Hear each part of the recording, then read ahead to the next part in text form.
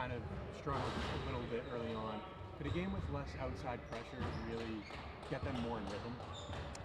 You know, I'm just not a big believer in all that, you know, psychological. I mean, I guess it could. I mean, that's the theory of some coaches. That's why they play 4 or 5 cupcakes first, you know. Reality's reality, you know. You better realize this is what you signed up for coming here. No secrets about our schedule. So they got to learn that's the way it is, and they got to, you know, act accordingly, and we got to help them. So some of that's on us too. We got to do a good job of helping them and getting them to spend a little more time, and we'll do that. We're 2 games in, you know. We're not good enough to be considered any contenders for anything, and yet we made some progress. That's about where we are. You put a lot of work in for team defense since the Colgate game. You feel good about the progress you've been making there? That's what I did like. We were upset about our defense and rebound, and we did take 4 days, and we went at it, and they responded. Now, offense is a little harder. You don't get to quite do that with your offense as much. But one of the things we did talk about, our screening's got to get better, our passing for shots got to get better.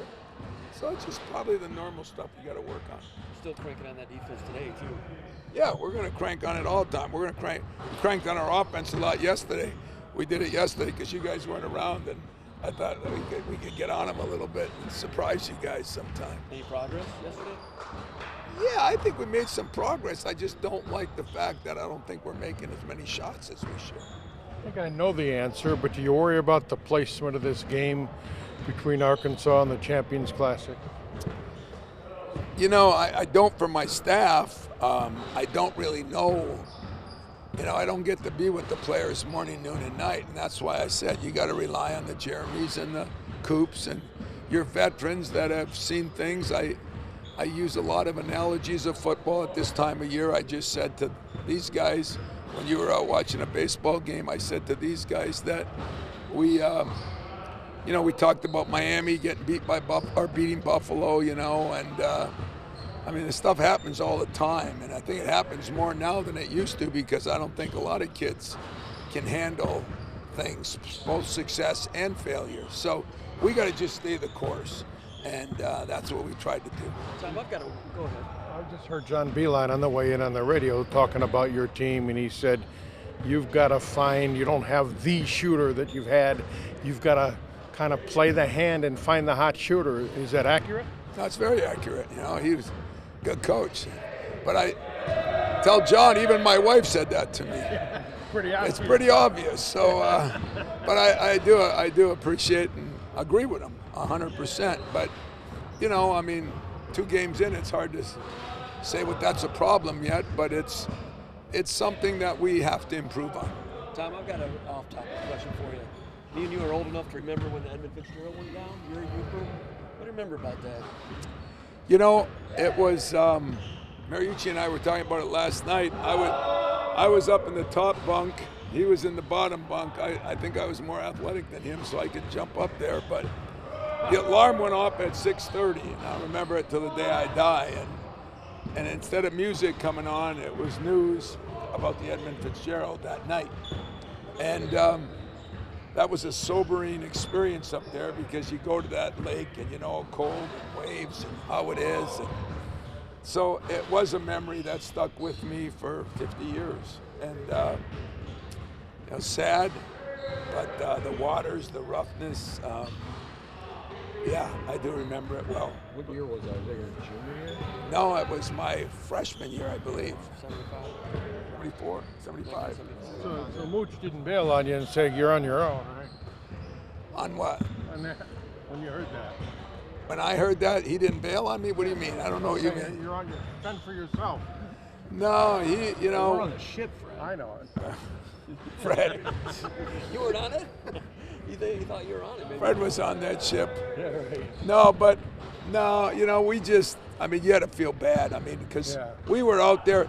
I think that ship was at Marquette, if I remember right, and probably filled with ore, you know, and was heading in a different direction. But what the impact on the town of Marquette? You remember that much? I don't. You know, I wasn't as big a community guy then. I was just trying to survive. But you know, when Gordon Lightfoot wrote the song, you know, you think about it, it's kind of withstood the test of time. And so you got the Edmund Fitzgerald that went down.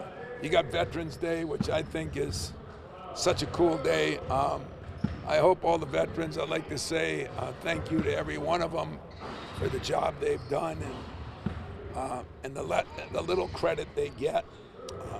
So this is their special day, and I appreciate each and every one of them. Do you reflect each year on these 11-11 days for the games you've played in that environment? I do, yes, definitely.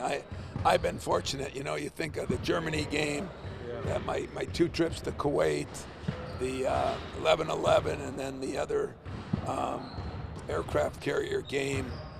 We've done a lot with the military, and we honor them here before every game. You know, I think it's one of the cool things we've done here, and I think it's more than deserving. I usually see you have a tear in your eye when they. I do. My trip to Kuwait, I said this many a times, was tear-jerking, but it was eye-opening, and you kind of. And I was at the honeymoon place. I mean, Camp Arif John was, you know, where they went for R&R. Now I went out to a couple of the other camps that were unbelievable, but where I was, it was really a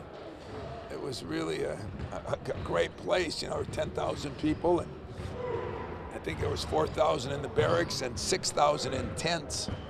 But you just realize what our military does, and I said it before, I'll say it again. Greatest team in the world, by far, bar none. Cohen's dad was in the military, right? I'm sorry? Cohen's dad was in the military, right? Cohen's, I think, was. Yes, I think he was. Booker's dad was in the Marines.